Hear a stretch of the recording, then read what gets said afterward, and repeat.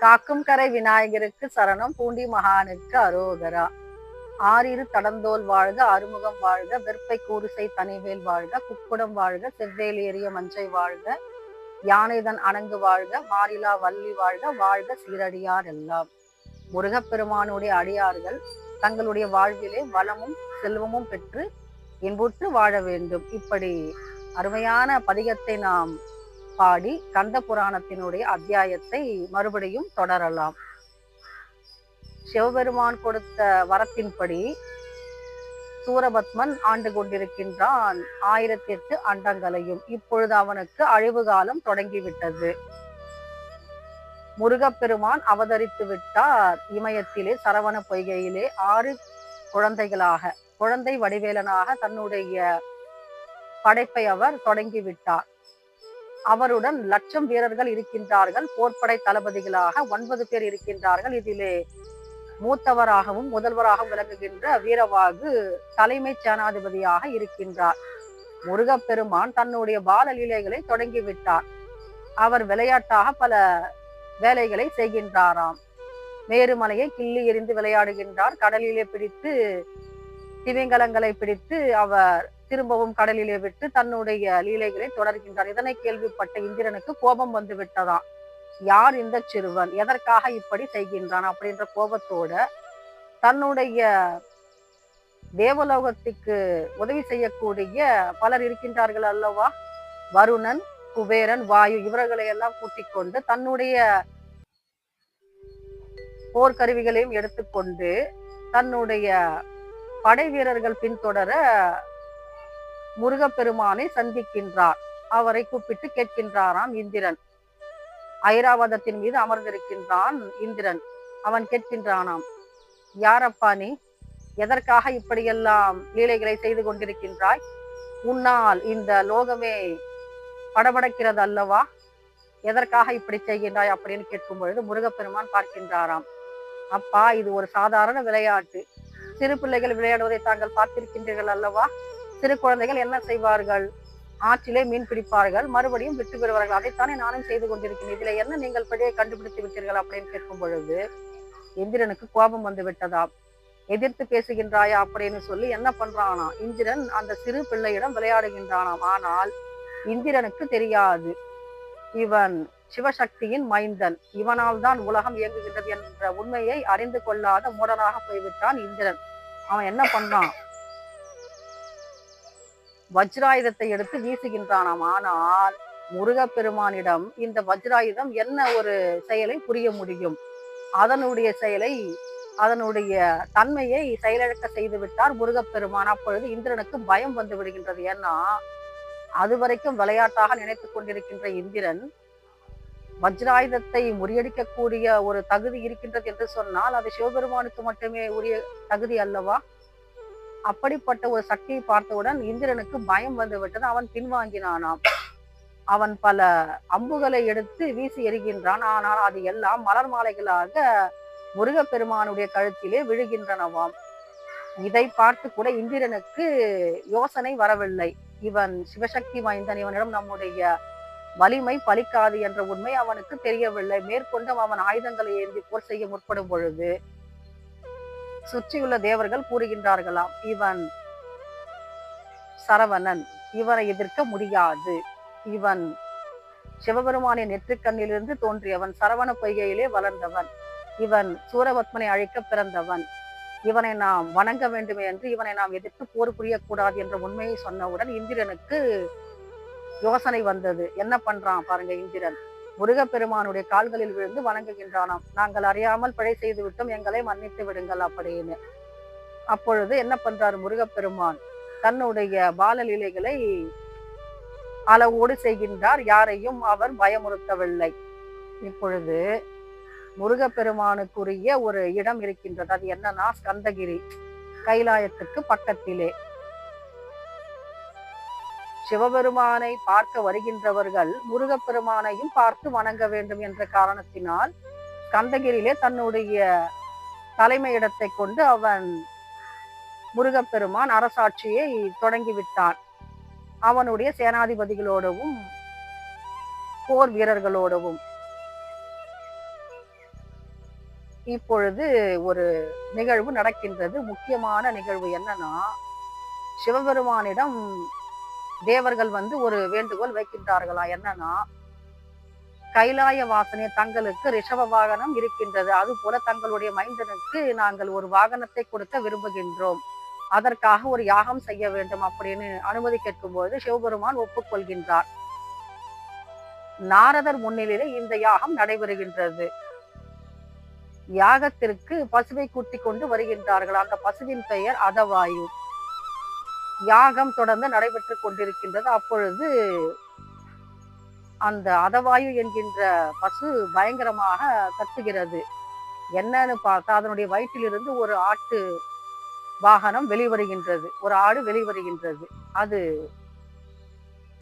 தன்னுடைய செயல்திறனை காண்பிக்கின்றது. மிகுந்த வலிமை உடையதாக இருக்கின்றது. அது என்ன பண்ணுதுன்னா, அந்த யாகத்திலிருந்து வெளியே வந்து 4 திசைகளிலும் சென்று ஓடுகின்றதாம். இந்த பூமி எதனால் நிலைநிறுத்தப்படுகின்றது? திக்கஜங்கள் என்று சொல்லப்படுகின்ற 8 யானைகள். இந்த 8 யானைகள் சுமந்து கொண்டிருக்கின்றன இந்த பூமியை, பிரபஞ்சத்தை. இந்த 8 யானைகளையும் வலுவிழக்க செய்கின்றது இந்த ஆடு. யானையே இந்த ஆட்டினுடைய செயல்திறனை கண்டு பின்வாங்குகின்றதாம். அப்பொழுது இந்த ஆடு என்ன பண்ணுது? ஸ்கந்தகிரியை நோக்கி வருகின்றதாம். ஏன்னா முருகப்பெருமானுக்கு வாகனம் வேண்டும் அல்லவா? ஸ்கந்தகிரி என்ற தலைமையிடம் அமைத்தாயிற்று. இப்பொழுது அவருக்குரிய வாகனம் வேண்டும் அல்லவா? அதற்காக இந்த ஆடு உருவாக்கப்பட்டது யாகத்தின் மூலமாக. வீரவாகுவிடம் ஒரு கஞ்சாடை காட்டுகின்றாராம் முருகப்பெருமான். அப்பொழுது வீரவாகு என்ன பண்றாரு? தலைமை சேனாதிபதி அந்த ஆட்டை பிடித்து கொண்டு வரும் பொழுது அந்த ஆடு தன்னுடைய வீரத்தினுடைய செயல்திறன் கொஞ்சம் மடங்கி விடுகின்றது. முருகப்பெருமானுடைய கால்களில் விழுந்து வணங்குகின்றதாம். முருகப்பெருமான் இந்த ஆட்டை தன்னுடைய வாகனமாக ஏற்றுக்கொள்கின்றார். இப்பொழுது ஒரு நிகழ்வு, அருமையான நிகழ்வு முடிந்து விட்டது. அடுத்தது பாருங்க, ஒரு முக்கியமான திருப்பு முனை இருக்கின்றது. என்னன்னா, சத்தியலோகத்திலிருந்து பிரம்மா வருகின்றார் சிவபெருமானை காண்பதற்காக. வந்துவிட்டு என்ன பண்றாருன்னா, முருகப்பெருமான் சிறு குழந்தையாக அங்கே அமர்ந்திருக்கின்றார். இவரை கண்டவுடன் இவருக்கு வணக்கம் தெரிவிக்கவில்லை, வணங்கவும் இல்லை. நேராக சிவபெருமானிடம் சென்று தம்முடைய வணக்கத்தை வைத்துவிட்டு திரும்பி சென்று கொண்டிருக்கும் பொழுது முருகப்பெருமான் கூப்பிட்டு கேட்கின்றாராம், யார் நீர் அப்படின்னு கேட்கும் பொழுது பிரம்மா சொல்கின்றாராம், ஐயா, நான் சத்தியலோகத்திற்கு தலைவன், படைப்பு தொழிலின் அதிபதி நான், என்னால் தான் உலகமே இயங்குகின்றது, நான் தான் உயிர்களை படைக்கின்றவன், என்னுடைய பெயர் பிரம்மா அப்படின்னு சொல்லும் பொழுது முருகப்பெருமான் கேட்கின்றாராம், தாங்கள் எதன் அடிப்படையில் உயிர்களை உருவாக்குகின்றீர்கள் அப்படின்னு கேட்கும் பொழுது பிரம்மா சொல்றாராம், ஓம் என்ற பிரணவத்திலிருந்து நான் உயிர்களை உருவாக்குகின்றேன் அப்படின்னு. அப்பொழுது முருகப்பெருமான் கேட்கின்றாராம், ஓம் என்ற பிரணவத்திற்கு தங்களுக்கு அர்த்தம் தெரியுமா அப்படின்னு கேட்கும் பொழுது பிரம்மாவிற்கு தன்னுடைய கர்வத்தினால் அந்த அர்த்தம் மறைந்து போய் விடுகின்றது, மறந்து விடுகின்றது. அப்பொழுது அவர் திகைக்கின்றாராம். அதனால வீரவாக என்ன பண்றாரு? அங்கே வந்து பிரம்மாவினுடைய தலையில் ஓங்கி ஒரு குட்டை குட்டுகின்றாராம். நாம நினைக்கலாம், பிரம்மா சத்தியலோகத்திற்கு அதிபதி, உயிர்களை படைக்கின்றவர், படைப்பு தொழிலை செய்கின்றவர். அவரை முருகப்பெருமானுடைய தலைமை சேனாதிபதி வீரவாக வந்து தலையில் கூட்டுவதாவது, அதை நான் பார்த்து கொள்வதாவது அப்படின்னு. ஆனா படைப்பு தொழில் செய்கின்றவர்கள் எல்லாவற்றிற்கும் மூல காரணமாக இருக்கின்ற சிவபெருமானை வணங்க வேண்டும். வணக்கம் இல்லாத இடத்திலே எப்படி பிரணவத்திற்கு அர்த்தம் தெரிவிக்க முடியும்?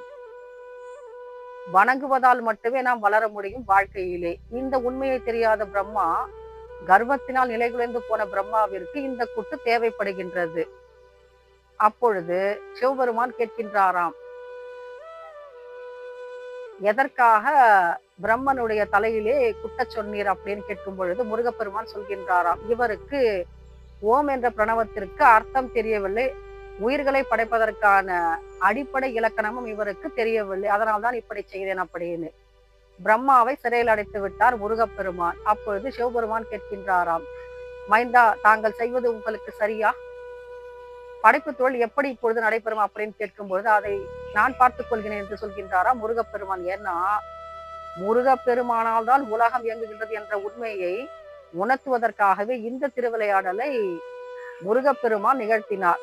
ஏன்னா பிரம்மா நினைச்சுக்கிட்டு இருக்காரு, நம்மாலதான் உலகம் இயங்குகின்றது, நாம் தான் படைப்பு தொழில் அதிபதி, இந்த உலகத்து உயிர்களுக்கெல்லாம் நாம் தான் கர்த்தா என்ற ஒரு ஆணவத்தின் செருக்கின் அகம்பாவத்திலே அவர் அப்படி பேசிக் கொண்டிருந்தார். ஆனால் அவருக்கு ஓம் என்ற பிரணவத்திற்கு அர்த்தம் தெரியவில்லை, அதனுடைய அடிப்படை கட்டமைப்பும் அவருக்கு புரியவில்லை. இப்பொழுது சிவபெருமான் கேட்கின்றாராம், தாங்கள் எப்படி உயிரை படைக்கின்றீர்கள் அப்படின்னு முருகப்பெருமானை பார்த்து கேட்கும் பொழுது முருகப்பெருமான் சிவபெருமானுக்கு தன்னுடைய லீலையை காண்பிக்கின்றாராம். தகப்பன் சுவாமியாக முருகப்பெருமான் சிவபெருமானுக்கு எப்படி ஓம் என்ற பிரணவத்தினுடைய தத்துவத்தை விளக்கினார் என்று பார்த்தோம் என்று சொன்னால், சிவபெருமான் கேட்கின்றாராம், தாங்கள் படைப்பு தொழிலை செய்வதை நான் பார்த்து விட்டேன், ஆனால் நீங்கள் சொல்கின்றீர்கள் அல்லவா ஓம் என்ற பிரணவத்திற்கு அர்த்தம் தெரியவில்லை பிரம்மாவிற்குன்னு, தங்களுக்கு தெரியுமா அப்படின்னு கேட்கும் பொழுது அப்பொழுது முருகப்பெருமான் கேட்கின்றாராம், எதை உபதேசிப்பதற்கும் அதை கேட்பதற்கும் ஒரு தகுதி இருக்கின்றது. குரு மூலம் கிடைத்த மந்திரத்தை நாம் வெளியிடக்கூடாது, அது பரம ரகசியமாக இருக்க வேண்டும். ஆனால் குரு யார் என்று நாம் உலகத்திற்கு காட்டலாம், அதை பரிச்சயப்படுத்திக் கொள்ளலாம். நான் குருவாக இருந்து விளக்க வேண்டும் என்று சொன்னால் தாங்கள் என்னை அடிபணிய வேண்டும், தங்களுக்கு நான் உபதேசம் வழங்குகின்றேன். தகப்பன் சுவாமியாக முருகப்பெருமான் என்ன பண்றாரு, சிவபெருமானுக்கு ஓம் என்ற பிரணவத்திற்கு அர்த்தம் சொல்கின்றார். அப்பொழுது சிவன் என்ன பண்றாரு, அடிபணிந்து வணங்கி முருகப்பெருமானுடைய கால்களில் விழுந்து மண்டியிட்டு கேட்கின்றாராம் பிரணவ மந்திரத்திற்குரிய அர்த்தத்தை, அதனுடைய கட்டமைப்பை. அப்பொழுது முருகப்பெருமான் என்ன பண்றாரு, சிவபெருமானுடைய காதுகளிலே ஓம் என்ற பிரணவத்தின் ரகசியத்தை, அதனுடைய கட்டமைப்பை சொல்கின்றார். இப்படி தகப்பன் சுவாமியாக விளங்குகின்ற முருகப்பெருமானுடைய லீலையை கேட்டு ஆனந்தப்பட்டாராம் வைகுந்தத்திலே மகாவிஷ்ணுவானவர். அவருக்கும் ஆசை வந்து விட்டதாம் வடிவேலன் மீது. ஏன்னா அவர் நினைக்கின்றாராம், எவ்வளவு அருமையான ஒரு சிவசக்தி மைந்தன் இவர், இவரால் சூரபத்மனுடைய வதம் நிகழ்வது அப்பால் இருக்கட்டும், ஆனால் இப்பொழுது அவருக்குரிய பரிசை நாம் கொடுக்க வேண்டும் அல்லவா. இப்படிப்பட்ட ஒரு எண்ணம் மகாவிஷ்ணுவிற்கு வந்து விட்டது. அவர் என்ன பண்றாரு, கண்களை மூடி நினைக்கின்றாராம், முருகப்பெருமானுக்கு அருமையான பரிசை நான் வழங்க வேண்டும் என்று. இப்படி நினைத்துக் கொண்டு கண்ணை திறக்கும் பொழுது அவருடைய விழிகளில் இருந்து 2 பெண்கள் தோன்றினார்கள். மகாவிஷ்ணுவினுடைய புத்திரிகள் 2 பெண்கள், அமுதவல்லியும் சௌந்தரியவல்லி என்றும். இந்த 2 மகள்களையும் கூப்பிட்டு ஒரு வார்த்தை சொல்கின்றாராம் மகாவிஷ்ணு. என்னன்னா, முருகப்பெருமான் சிவசக்தி மைந்தன், சூரபத்மனை வதம் செய்வதற்காகவே பிறப்பெடுத்தவர், அவருடைய பராக்கிரமம் பெரிது, அவரை அண்டினால், அவருடைய காலடியில் விழுந்து வணங்கினால் நான் எப்படிப்பட்ட பிழையை செய்திருந்தாலும் அதை மன்னிக்கக்கூடிய பெருந்தன்மை உடையவன் முருகப்பெருமான், குமரக்கடவுள். அவரை நாம் வரம் வேண்டினால் நாம் கேட்பதற்கு மிகுதியாகவே நம்மை மகிழ்ச்சி அடைய செய்யும் அளவிற்கு அவர் வரங்களை தரக்கூடிய வல்லன்மை வாய்த்தவர் என்ற உண்மையை சொல்கின்றாராம். இதை சொன்னவுடன் இந்த 2 பெண்களுக்கும் மகாவிஷ்ணுவினுடைய மகள்களுக்கு ஆசை வந்து விட்டதாம் வடிவேலனை மணக்க. ஏன்னா மகாவிஷ்ணு முடிவு செய்து விட்டார், என்னுடைய பரிசாக, அன்பு பரிசாக நான் வடிவேலனுக்கு கொடுக்க வேண்டும் 2 மகள்களை என்ற எண்ணம் வந்து விட்டது. அதன் பொருட்டாக பிறப்பெடுத்தவர்கள் அமுதவல்லியும் சௌந்தரியவல்லியும்.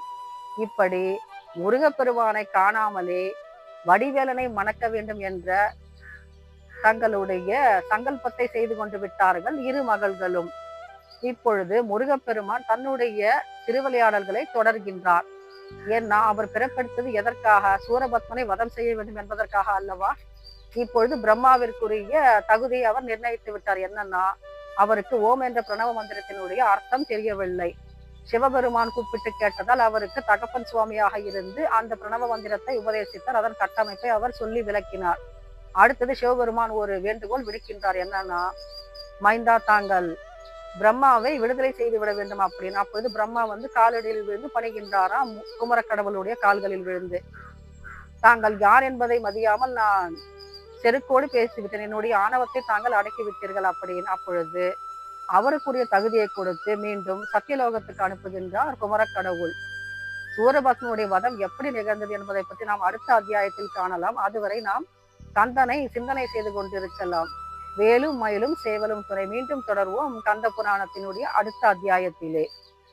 காக்கும் கரை விநாயகருக்கு சரணம். பூண்டி மகானுக்கு அரோகரா.